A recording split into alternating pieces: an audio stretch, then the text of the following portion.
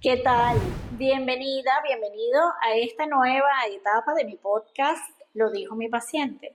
Y qué mejor ocasión que culminar el tema que venía hablando desde mis vacaciones acerca del uso de la medicación psicotrópica, gracias a esta frase de mi paciente que fue tan reveladora y me ayudó entonces a armar este episodio que tomó dos partes. Si recuerdas, en la parte anterior venía contándote acerca de unos mitos y distorsiones que hay acerca del uso de la medicación psicotrópica y no voy a descalificar las razones o los argumentos que algunas personas tengan. Sin embargo, desde el área de la salud, pues tenemos otra visión y como herramienta, como apoyo, como complemento del tratamiento, es necesario entonces educar a las personas acerca de su uso y su importancia en el trabajo que hacemos en el consultorio. En esta ocasión, entonces, quedé pendiente de explicarte exactamente cómo actúa la medicación psicotrópica y cómo nos ayuda a nosotros las profesionales en psicología para que el trabajo fluya mucho mejor y la gente pueda salir de esos momentos, sobre todo de malestar, que interfieren precisamente en la toma de decisiones y en las acciones que deben hacer para avanzar en su proceso.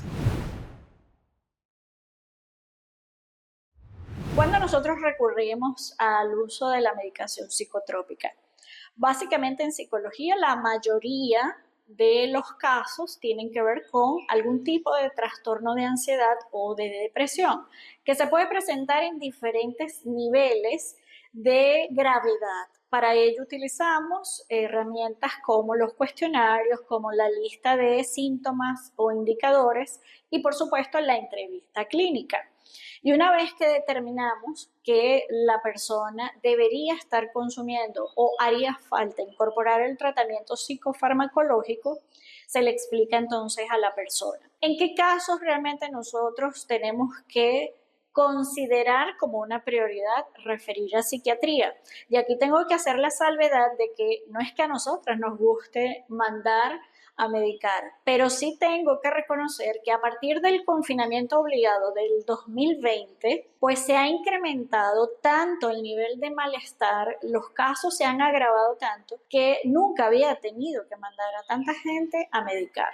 Es por ello que además tengo que hacer este podcast o quise hacer este episodio porque sí ayuda realmente en muchos casos y debido a que se están incrementando el número de personas con este tipo de trastornos, ansiedad y depresión, pues cada vez más estamos recurriendo a este apoyo. De las cosas que tenemos que considerar como importantes para mandar a medicar, una, por supuesto, tiene que ver con la ideación suicida o el hecho de que la persona esté pensando en cómo acabar con su propia existencia, cómo generarse un daño que generalmente tiene más que ver con los niveles de sufrimiento, pero ya este síntoma es un indicador de suficiente gravedad para nosotros asociarlo a una depresión quizás crónica o profunda o un estado de malestar con el trastorno de ansiedad que termina combinándose muchas veces con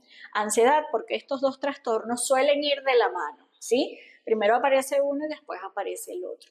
Pero generalmente el que la persona ya tenga pensamientos de este tipo es un indicador de alarma y que debe ser atendido. No podemos ignorar que la persona se encuentre en esta situación o descalificarlo o minimizarlo. Otro síntoma importante es que la persona tenga un insomnio especialmente crónico de mucho tiempo que ha alterado los hábitos de sueño. ¿Por qué tenemos que mandar a la gente a que sea medicada para poder dormir? Es primero porque son medicamentos muy delicados que deben ser utilizados bajo vigilancia cuando el objetivo es inducir el sueño porque la persona no está durmiendo bien. Y aquí creo que es importante recordar que ya muchos estudios hablan acerca de que la falta de sueño por mucho tiempo o de forma continua o a lo largo de la vida ya significa que hay un mayor riesgo de desarrollar algún tipo de patologías relacionadas con el deterioro cognitivo en el futuro. Aparte de que ya mucha gente sabe que cuando no duerme bien se pone irritable, funciona peor, de alguna manera le cuesta concentrarse, etcétera. Entonces, el tema de dormir es una necesidad importante que hay que atender y que quede claro que el uso de la medicación para inducir el sueño no es nada más para que la gente duerma tranquilita y ya. Es que mientras se use este medicamento recetado, que es de uso muy temporal, es por poco tiempo, es para entonces trabajar nuevamente en recuperar los hábitos de sueño o lo que se llama la higiene del sueño, que la persona vuelva a retomar o aprenda nuevos hábitos que tengan que ver con el sueño para poder retirar la medicación y pueda dormir. Es muy importante que la gente duerma. El otro síntoma que yo creo que es uno de los más importantes, sobre todo en el trastorno de ansiedad, es eso que la gente llama la sobrepensadera, que se le meten pensamientos recurrentemente que muchas veces ya no puede parar, que tienen que ver con temas relacionados con su angustia o con sus preocupaciones que son tan recurrentes que ocupan una gran parte del tiempo, pero además resulta realmente agotador esta actividad mental. La sobrepensadera sí agota física y emocionalmente y llega un punto que hasta los pacientes me lo dicen, o sea, es que yo no me aguanto, quisiera poder apagar el switch y no pensar más. Pero esto en sí mismo, que se haya agravado, que sea más recurrente y que ocupe más tiempo de la vida cotidiana de la gente, es también un indicador importante de que se requiere la medicación psicotrópica o haría falta introducirla para detener o minimizar estos pensamientos. Y de verdad en eso la medicación es bastante efectiva. Otro síntoma que para mí es importante, sobre todo en personas depresivas o con tendencia a la depresión, que generalmente tienen historias de abandono emocional o físico, que han crecido muy solas, es esa sensación de vacío que también, como la pensadera, puede ocupar una gran parte del tiempo y que además distrae a la persona de esa sensación que no logra explicar, que no logra hacer desaparecer, pero que además entonces va retroalimentando el malestar, porque esa sensación de vacío también se va cronificando y la persona llega a un punto en que esto realmente se le vuelve perturbador y le cuesta funcionar en todas las áreas de su vida. Este síntoma en particular, como te digo, muchas veces lo vemos en personas que tienen tendencia a la depresión o han pasado por varios episodios depresivos y creo que es uno de los que genera más malestar porque además no le encuentran la explicación y de verdad no hayan que hacer con eso. Entonces, en este caso, la medicación también hace que esto se calme y permite a la persona enfocarse en cosas distintas. Y un último síntoma en el cual ya yo también he aprendido que es importante el uso de la medicación, pero sobre todo en dosis mínimas, es en estos casos donde las personas, sobre todo las mujeres,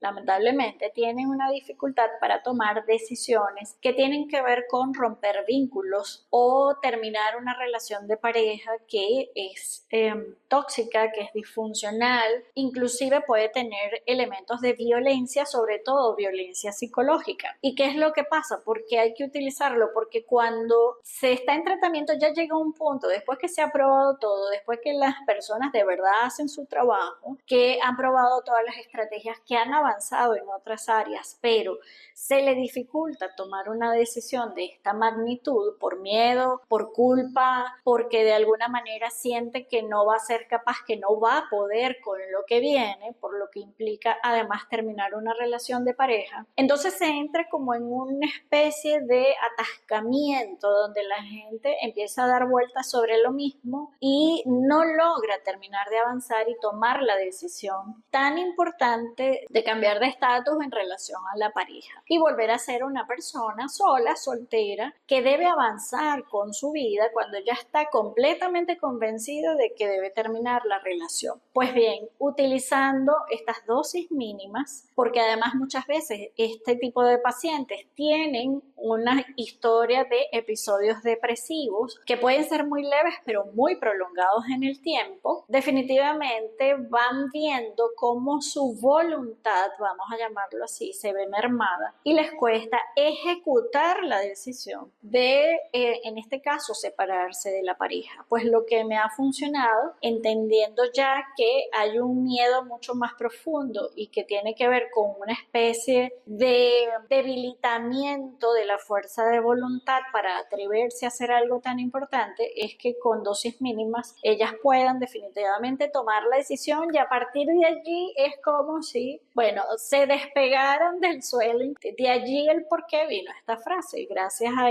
incorporar el tratamiento con esta paciente, pues fue tan impresionante cómo avanzó, todo lo que hizo, todo lo que logró en tan corto tiempo, que por eso ella misma dijo, bueno, nunca pensé que una pastillita hiciera tanto, porque era realmente lo que faltaba para que ella terminara de impulsarse y tomar las decisiones que tenía que tomar.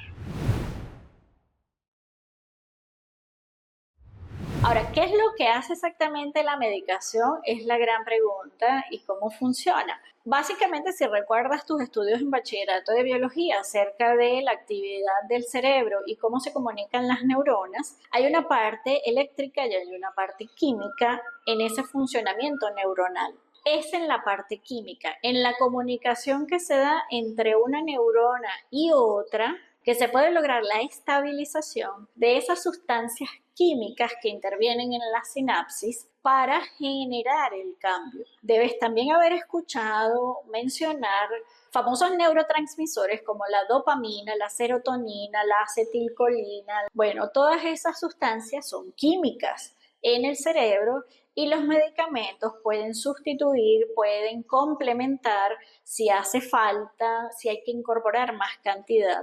De eso se trata la acción directa de los medicamentos psicotrópicos. Y una vez que se logra que esta actividad electroquímica funcione diferente, de una forma, vamos a llamarla más armónica y más eficiente para el cerebro, es que entonces vas a empezar a notar los cambios que necesitamos que ocurran, porque van a venir unos cambios importantes. Entre ellos podemos mencionar la modificación en tu proceso de atención, en la forma de percibir la realidad, tanto la externa como la interna, en lo que tiene que ver con la memoria, porque a veces tenemos que llevar a la persona a recordar partes o episodios de su vida que son muy importantes dentro del tratamiento psicoterapéutico, en lo que tiene que ver con el aprendizaje, si hay que aprender nuevas habilidades, si hay que aprender nueva información, pues esta llega más fácilmente y es procesada de una forma distinta. Y por supuesto, lo más importante que tiene que ver con los estados del ánimo, porque la gente se siente más enérgica, más dispuesta, más centrada,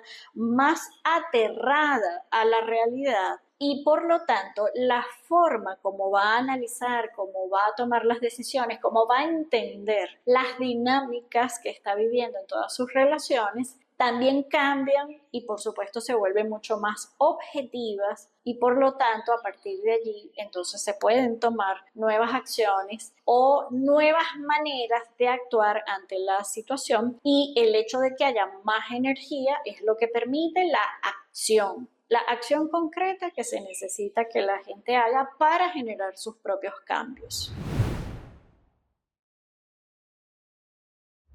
¿Cuáles son estos cambios desde la biología y la psicología que necesitamos para aprovechar en el tratamiento cuando se logra la estabilización de la actividad cerebral? Una de las más importantes es poder modificar las cogniciones o los pensamientos o las ideas, imágenes que tienes en tu propia mente acerca de ti y acerca de una determinada situación. Básicamente le llamamos creencias. Entonces esta parte es muy importante porque los cambios conductuales o los cambios que vayas a hacer en tu vida pasan necesariamente por modificar ciertos patrones de pensamiento, ciertas creencias arraigadas que ya no sirven, que no funcionan, que quizás en algún momento sí funcionaron, pero para el momento del tratamiento ya no tienen ninguna validez o más bien entorpecen las acciones porque los deseos y las necesidades van cambiando a lo largo de la vida. Entonces, poder modificar estas creencias es súper importante y lo logramos justamente cuando se tiene otro nivel de conciencia o cuando la gente ya está racionalizando mejor sus aprendizajes, su historia personal y ya sabe lo que hay que modificar. La otra cosa que evidentemente vamos a poder modificar más fácilmente es la manera como se gestionan las emociones y los sentimientos. Si hay algo que produce la medicación es que precisamente la gente empieza a sentir auténticamente los verdaderos sentimientos, las verdaderas emociones que ha reprimido, que ha evadido, que ha negado por mucho tiempo, se hacen presentes cuando la persona ya está más estable y es allí realmente que podemos entonces ayudar a que la persona se conozca desde lo emocional y aprenda nuevas maneras de gestionar cómo funciona emocionalmente ante ciertas circunstancias y cómo manejar de una forma más saludable sus emociones y sentimientos en cualquier circunstancia o contexto en particular. Por supuesto, si cambia la forma de pensar y la forma de ver la realidad, pues entonces también va a cambiar la manera de analizar los problemas, las realidades o las situaciones. Y la capacidad de análisis entonces se vuelve mucho más realista, mucho más honesta, con mucha más objetividad en función de la realidad que está viviendo la persona, que es lo que se necesita para poder evaluar las posibles opciones de solución al problema que está presentando, que suele ser el más importante, el que tiene que de verdad resolver para poder hacer ese salto hacia la salud mental y generar unos cambios personales y en su entorno que sean mucho más saludables. Entonces, se necesita evaluar la realidad de una forma diferente y gracias a la medicación se puede ver como con mucha más claridad. Y por supuesto, lo que te mencionaba antes en el apartado anterior es que como cambia la energía y hay un impulso, pues entonces en esta etapa con la medicación ya la persona puede accionar mucho más determinadamente y lograr los resultados que quiere, porque esas acciones van orientadas hacia unos objetivos. Entonces, una vez que la gente acciona, ya no hay cómo parar el proceso de cambio. Lo que la gente quiere lo va a conseguir finalmente. ¿Qué quiero yo que te lleves de estos dos episodios acerca de la medicación psicotrópica? Si bien no es perfecta, realmente la práctica clínica nos dice que tiene más beneficios que maleficios. Entonces, a veces tenemos que preguntarnos, ¿verdad? Si tú, por ejemplo, tuvieses precisamente el dolor de muelas, ¿no? Que sabes que te fastidia, te molesta, te perturba en muchas áreas de tu vida. Y entonces sabes que tienes que ir al odontólogo, pero tú primero pruebas con digitopuntura y después entonces te mejora, pero no resuelve el problema. Y vas y pruebas entonces con un nuevo tratamiento láser para no tener que pasar por el dolor físico cuando vas al odontólogo. Y entonces sigues posponiendo y sigues esperando. Te pones hielo y te pones compresas para minimizar el dolor, pero no resuelves el problema sabiendo que hay un recurso, que hay una manera efectiva de solucionarlo y no lo usas. Entonces, ¿qué clase de persona serías? Posponiendo una decisión que sabes que es para tu bien. No solamente qué clase de persona serías si no usas este recurso, sino que también a veces tenemos que pensar, bueno, ¿cuál es la ganancia de mantener el malestar? Porque eso tiene una ganancia, porque hay un propósito, porque tiene unos beneficios también. Sin embargo, detrás de todas estas supuestas ganancias, pues lo que hay es una decisión. Entonces también es una decisión utilizar las herramientas y los recursos que te pueden facilitar, mejorar, acelerar los mejores resultados. Entonces, yo creo que hay que pensar el por qué y para qué evadir algo tan importante con acompañamiento, sabiendo que funciona, a pesar de los riesgos, pero que con monitoreo, con supervisión, puede ser perfectamente útil en la obtención de los resultados. Como te digo, la medicación psicotrópica, ningún medicamento es perfecto. Puede que sí haya que pasar por una parte desagradable durante un tiempo mientras se consume la medicación, y además cada cuerpo es distinto y va a reaccionar de forma diferente a cada medicación. Pero en términos probabilísticos, lo que se espera es que haya más probabilidades de que genere el beneficio a que haga daño. No hay dudas de que en el área de la salud física o mental, la convicción, la creencia de que tú puedes salir adelante y solucionar el problema es una de las partes más importantes para la sanación. Pero si estás en terapia psicológica y haces tu parte del proceso, asumes tu responsabilidad, haces tus tareas terapéuticas, y en algún punto se necesitara la medicación psicotrópica y te atreves a probarla, yo te garantizo que eso es lo que va a ayudarte a salir mucho más rápido del consultorio y de lograr todo lo que quieres en la vida, y sobre todo el bienestar, la estabilidad emocional, la estabilidad mental que te hace sentir en control. Y eso es lo que de alguna manera se está buscando, ¿no? Cuando buscas la ayuda profesional. Entonces, en definitiva, lo que mejor funciona siempre va a ser la terapia psicológica combinada con la medicación psicotrópica. Pero no siempre funciona tan bien solo la medicación psicotrópica sin la psicoterapia. Tenlo presente, y de todas maneras yo te invito a que me dejes acá tus comentarios acerca de tu visión de este tema. Además, si te ha parecido que lo que te he compartido es relevante o te parece importante que alguien más lo conozca, bueno, siempre con mucho respeto y mucha consideración, compártele este video y esta información para ayudar a más gente. Gracias por ver este podcast. Recuerda darme un like si te gustó y no olvides suscribirte y seguirme en las redes sociales. Nos vemos en el próximo episodio de Lo dijo mi paciente podcast.